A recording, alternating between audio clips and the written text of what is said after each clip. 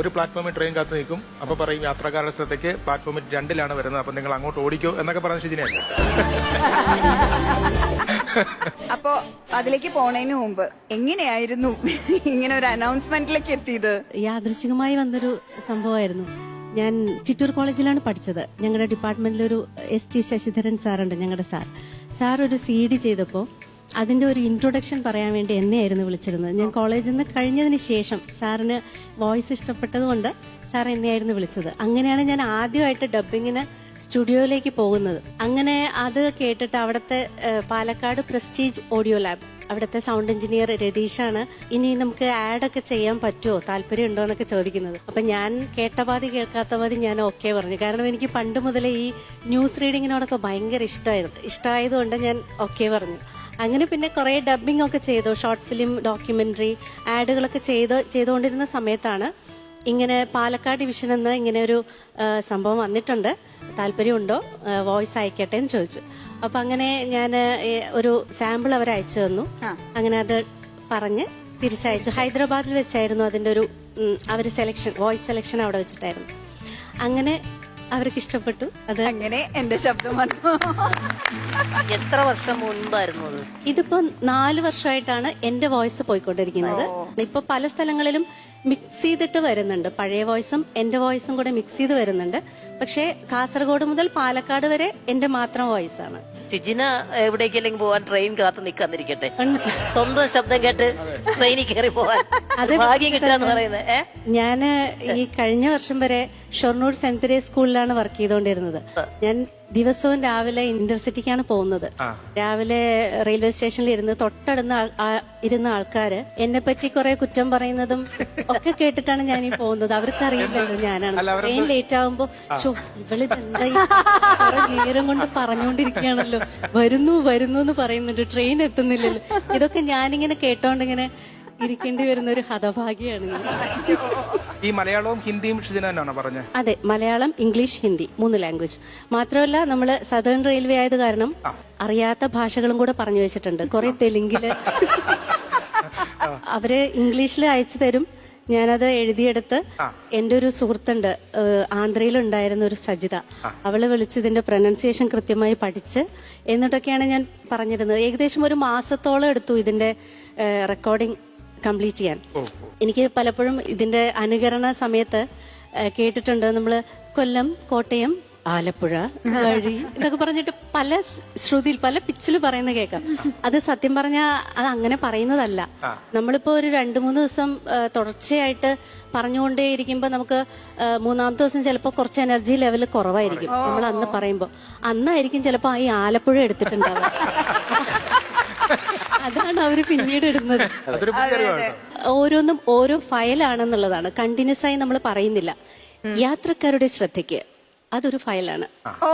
പിന്നെ നമ്മൾ 0 മുതൽ 100 വരെ മലയാളം, ഇംഗ്ലീഷ്, ഹിന്ദി ഭാഷകളിൽ പറഞ്ഞു വെക്കുകയാണ്.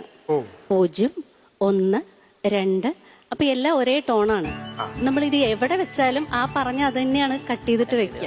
അപ്പൊ നമുക്ക് ആദ്യം ഒന്ന് കേട്ടാലോ, ഒന്ന് കേട്ടിട്ട് അതൊന്ന് കേൾപ്പിച്ചു തരൂ. തീർച്ചയായും മുഴുവനായിട്ട് കൗതുകത്തോടുകൂടിയാണ് ഞങ്ങൾ നിൽക്കുന്നത്. എന്നിട്ട് അത് എക്സ്പ്ലെയിൻ ചെയ്ത് തരണം.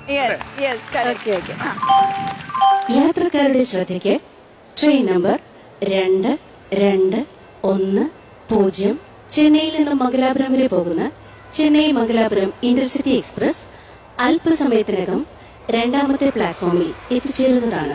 യാത്രികൻ കൃപയാ ധ്യാൻ ദേ.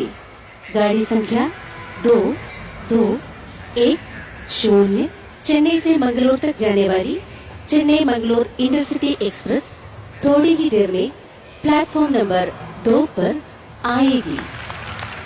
Your attention please. Train number 2210 Chennai Mangalore Intercity Express will arrive shortly on platform number 2. Wow! വരുന്ന പോലെ ട്രെയിൻ ശ്രദ്ധിച്ചാൽ അറിയാം. നമ്മളിപ്പോ ഇംഗ്ലീഷിൽ പറഞ്ഞപ്പോ 2210 എന്ന് പറഞ്ഞപ്പോ ഈ will arrive shortly on platform number 2 അവിടെ ഫുൾ സ്റ്റോപ്പ് ഇട്ട് നിൽക്കില്ല. കാരണം നമ്മൾ നേരത്തെ പറഞ്ഞു വെച്ചത് അങ്ങനെയാണ്. 2 എന്നാണ് പറഞ്ഞത്. വ്യത്യാസം വരുന്ന കാര്യം പറഞ്ഞില്ല. കൊല്ലം, കോട്ടയം, ആലപ്പുഴ വഴി കഴിയുമ്പോ മിക്കാറും ഇവിടെ ബിഗ് സല്യൂട്ട് നമിച്ചു മോനെ നിനക്ക് വരാൻ സത്യം പറഞ്ഞ് ഞാനിത് ശ്രദ്ധിച്ചത് ഇപ്പൊ ഈ കോമഡി ഉത്സവത്തിൽ ചെയ്ത ഡോക്ടർ ചെയ്തപ്പോ അതെനിക്ക് കുറെ പേര് വാട്സപ്പ് അയച്ചു തന്നു. എന്റെ വോയിസ് ആണെന്നുള്ള ഇതിലാണ് അവർ ആവേശത്തിലാണ് അയച്ചു തരുന്നത്. അപ്പോഴാണ് ഇത് കേട്ടപ്പോ ഇങ്ങനെ പല ടോണിൽ വരുന്നത്. അപ്പൊ ഇത് സത്യാവസ്ഥ എന്താണെന്നൊന്ന് പറഞ്ഞു തരണമല്ലോ. ചേട്ടം ഇപ്പൊ പ്രേക്ഷകർക്ക് എല്ലാവർക്കും തന്നെ മനസ്സിലായിണ്ടാവും ഇതാണ് സംഭവിക്കണേ. ഓരോന്നും ഓരോ ഫയൽ ആയതുകൊണ്ടാണ് എന്നുള്ളത് അല്ലെ. ടീച്ചറായിട്ട് വർക്ക് ചെയ്യണോ? അതെ അതെ, ഞാൻ ടീച്ചറാണ്. ഓക്കെ, ഷൊർണൂരാണ്. ഷൊർണൂർ സെന്റ് തെരേസിലായിരുന്നു. ഇപ്പൊ ഞാൻ ട്രാൻസ്ഫർ ആയിട്ട് LSN Ottapalam LSN GHS. Okay, ഏത് സബ്ജക്റ്റാ? മ്യൂസിക് ആണ് സബ്ജക്ട്. അപ്പൊ പാട്ടുണ്ടല്ലോ. അതെ, പാട്ടുണ്ട് അല്ലേ? പാട്ട് കഴിഞ്ഞിട്ട് നമുക്ക് ബാക്കി വിശേഷത്തിലേക്ക് പോവാം. അതെ. ഏറെ മോന്തിയായിട്ടുള്ളൊരു മധുരമിടാ ചായയിൽ പങ്കുചേരുവാൻ വന്നൊരു മധുരമുള്ള വേദന. ഏറെ മോന്തിയായിട്ടുള്ളൊരു മധുരമിടാ ചായയിൽ പങ്കുചേരുവാൻ വന്നൊരു മധുരമുള്ള വേദന.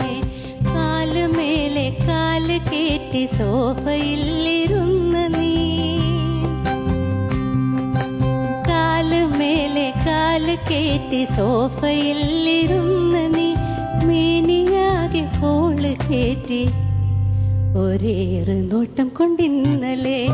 ഏറെ മോന്തിയായിട്ടുള്ളൊരു മധുരമിടാ ചായയിൽ പങ്കുചേരുവാൻ വന്നൊരു മധുരമുള്ള വേദനേ.